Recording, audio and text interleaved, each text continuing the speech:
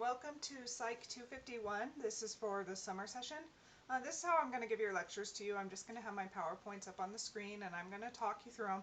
And I'm going to do them in about 10 to 15 minute chunks. So you can really just watch a couple at a time, or you can sit down and watch the whole playlist all at once. Okay. So this is, again, Psych 251, Childhood and Adolescence. So first I want to tell you a little bit about me. My name is Sarah Wiley.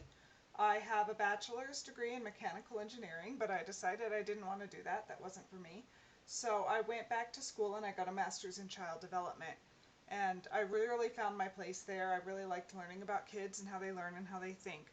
And I wrote my master's thesis on how video games can help promote mathematics learning in elementary school students. So if you wouldn't mind, I would also like to know a little bit about you. I never get to see you in person, so I'd really like to be able to learn some stuff about you. So I would like you to send me an email with some information. I would like you to tell me your name, your major, what do you hope to get out of this course? Why are you taking it? Are you just hoping to learn something? Do you have a specific career goal? What do you want to take it for? And anything that I should know about you that you think you should tell me. Okay, this can be anything at all. If you have children of your own, if you have special needs that I need to consider, whatever you think I need to know to help make you successful in this course.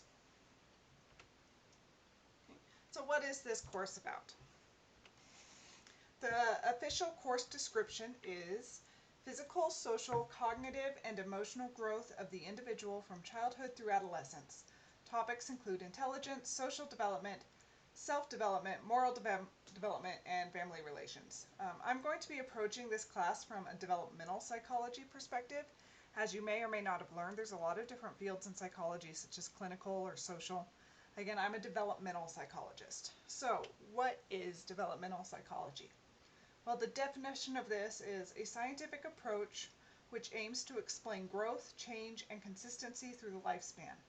So developmental psychology looks at how thinking, feeling, and behavior change throughout a person's life. And in this course, I'm going to be focusing on birth to about 18. Okay, so we're just going to talk about how children develop through those ages. So the goals of developmental psychology are to describe change, just say what happens, just describe what's going on. Then the second goal is to explain the change. Why is it happening? What's going on behind the scenes, so to speak? And the third goal is to optimize development. What can we do, especially with children, to help their development reach maximum potential? And that's really what I'm going to be focusing on in this class. So for my classes, I try to use gamification. You probably haven't heard of it before. Gamification is the process of adding games or game-like elements to something such as a task so as to encourage participation. I really like this philosophy, and a lot of research has shown that it really helps with motivation and achievement. If you want to know more about gamification, look up Jane McGonigal. She has a lot of lectures, she has a lot of books, she has websites. She's really the one to look into. She has a wonderful book that's called Reality is Broken, Why Games Make Us Better and How They Can Change the World. And she really talks about gamification and how we can use it as a force for good in the world. And I'm just going to try to use it to make the class a little bit more motivating and a little more interesting. So, what does it mean for this class? Well, you're going to earn experience points, otherwise known as XP.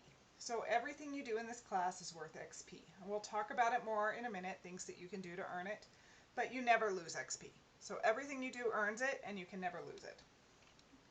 As you earn XP, you will go up in levels. You will gain a level every 50 XP. You can never lose a level no matter what you do, just like you can never lose XP. So when you get 50 XP, you're level 1. When you get to 100, you're level 2, etc. So what's the point? Why are we doing this? Well, gaining levels earns you rewards. Okay, so every 2 levels, you will earn a perk point. So this is a point that you can think of like a currency that you can spend to get certain rewards. And I'm going to give you a document on Blackboard called Gamification and Perks. I'll go through that at the end of this lecture, and it will just tell you some of the things that you can use your perk points for. It's like extensions on due dates or extra credit points on an exam, things like that. And again, I will go through those documents in a separate lecture. So there is no required text for this class, But if you are someone who likes to have a textbook to refer to, this is the one I recommend. It covers a lot of the topics that I do, but not all of them. And I don't follow it exactly either. There's a lot of extra stuff in this book that I don't cover. Okay? But because the text is not required, it's extra important that you watch these videos and ask any questions as you have them, because you don't have a textbook to refer to. So some important dates. Again, I gave you a schedule document. We'll go through that in the separate lecture. And it just tells you what topics that we're going to cover, and I have divided it by week. So you know in each week kind of what you have to do and what to do at the end of that week. And I will go over that document later. But be sure to refer to it consistently and maybe set alarms for yourself to help you keep on track. So these are the general topics we will be covering and which exam they fall into. Okay, so the first exam is going to have the history of developmental psychology. It's just sort of a background for you. We're going to go through developmental terms and concepts just so we all have the same vocabulary, the same ideas. We have to talk a little bit about research methods, just like every psychology class usually does. Then we're going to talk about the major themes in child development, major theories, major theorists, things that go on there. We're going to talk about temperament and attachment. Those are two very important topics. And we're going to discuss family systems. Okay. In exam 2, we're going to cover infancy, the toddler years, and early childhood. And each of these topics includes 3 domains of development: physical, cognitive, and social. And so we'll cover all of those for exam 2. Exam 3 is going to cover middle childhood and adolescence. Again, we're going to cover physical, cognitive, and social emotional development. And then I also like to throw in a lecture on the digital child, which is just the use of technology and media in child development and how it affects children and how we can use it for, again, to optimize development. And then I like to end with a light topic. I like to talk about play. Play is really important throughout childhood, so I think it's really important that we cover it as a separate lecture. Okay. And then the final is cumulative, which means it covers every topic. But don't freak out. Remember I told you you could earn levels and do points? Well, you can earn a way to drop the final. And we're going to talk about that in that separate lecture when we go through the gamifications and perks.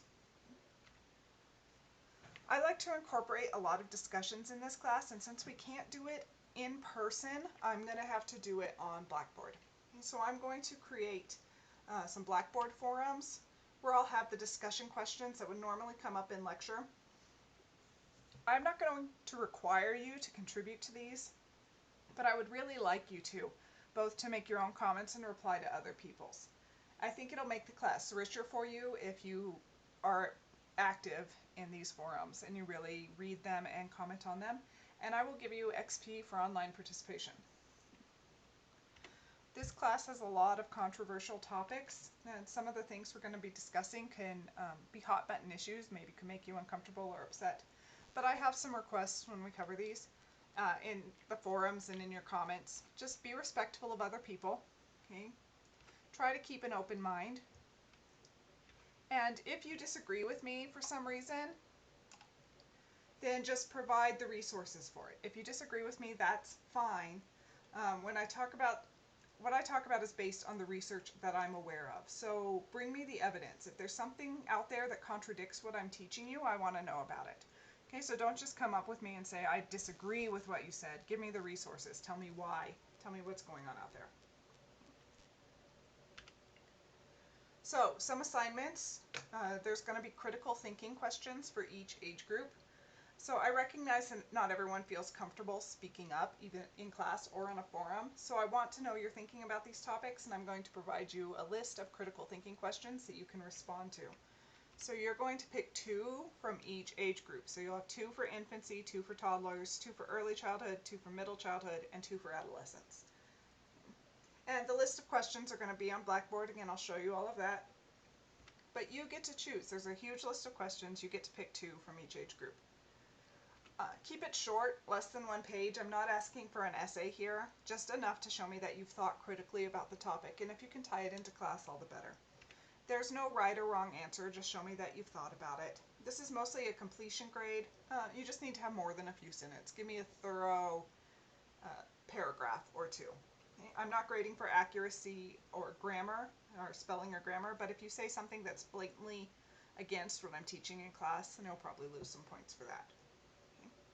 So the critical thinking questions are worth 30 points each, so that's for 2. So you could think of it as each question as 15 points. You also have a book reaction paper. I sent you an email, gave you a list of books that you have to pick from. I want you to read it and write a paper about it. The point is to give you exposure to topics I just don't have time to cover. Child development is a rich and vast field, and I wish I could cover it more deeply, but I can't. So in class, I just kind of skim the surface of it. So these books are meant for you to delve into one topic in much more depth. Keep in mind that most of them are written for parents, but they do contain information that's important for everyone who interacts with children. So pick one and get started soon. It's going to be due according to the schedule, so look at when that is. Try to pick one and get it going. If you cannot get a hold of one of these books, contact me and we'll figure out an alternative assignment. So in this, you're going to summarize. You're going to tell me about the book. Just give me enough information to convince me you read the whole thing. Don't go crazy. This should not be your whole paper. Then you're going to react to the book. This is just as important as the summary. You're going to tell me what you thought. Did you learn anything new? Did anything surprise you? Did it make you look at things a different way? Would you recommend this book to somebody? It needs to have some critical thinking. You can't just say, I liked the book. And then the hardest part of this is that you have to tie the book into the course. So I want you to explain how the book matches some of the material we've covered in class. For example, if the book talks about the relationship between parents and children, you could tie that into attachment. If the book talks about the emotional state of toddlers, you could explain how that matches what we learned about toddlers in class. So I have this list of books here: The Whole Brain Child, Raising Cain, Odd Girl Out, Einstein Never Used Flashcards, Pink Brain, Blue Brain, How Children Succeed, Raising an Emotionally Intelligent Child, Nurture Shock. Okay. So I just want you to pick whichever one of these books you can get a hold of and seems interesting to you and read it. If you find a different book that you think would be appropriate that you want to use instead, check with me and I'll approve it or not. Okay. I'll show you the assignment document in more detail that tells you a lot of what I'm looking for and gives you a rubric to follow too. I'll do that in the documents lecture. And then your last assignment is going to be a game project. You're going to design a toy or a game that teaches something to children or adolescents. This is usually a pretty fun project that students enjoy. So you're just going to design something that teaches something to kids. It can be a school skill like math, or a social skill, a cognitive skill. It could be a board game, a video game.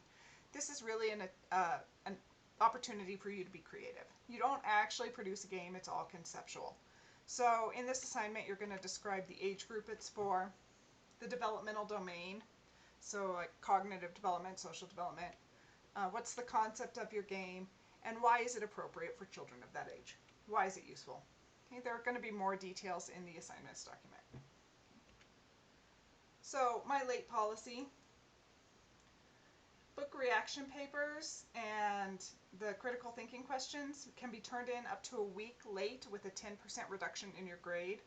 Actually, 3 days late, because we're summer and we're on an accelerated schedule. I can't give everybody a week. So you can turn these into up to 3 days late with a 10% reduction in grade. After that, they will no longer be accepted. I just can't do it. Exceptions may be made if you have a very good reason for missing the due date. Just let me know.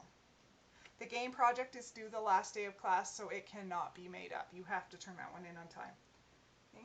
And exams cannot be made up. So you need to really pay attention to the due dates for those exams. Unless you have a very good reason, they have to be done. Okay? And they can actually be done early. I've set the class up this way. Okay, so plagiarism. Presenting someone else's work as your own. Any assignment that is guilty of plagiarism will automatically receive 0 points and may be reported to the university. Don't do it. Don't copy anybody. Don't copy and paste. Everything should come from your own brain. The grading from this class comes from the exams, the critical thinking questions, your book reaction paper, and your game project. And in the next video, I'm going to go through all the documents with you and go through all these assignments in more detail. Okay? So if you need to contact me, I have created a Gmail address that I prefer you use over the school address. It's just a little bit more reliable. So it's right here. It's also on Blackboard. And I'm going to try to figure out some office hours. I haven't gotten there yet. It's just going to be times when I'm available to video chat with you. Or I can set things up by appointment. Okay? So I will see you in the next lecture.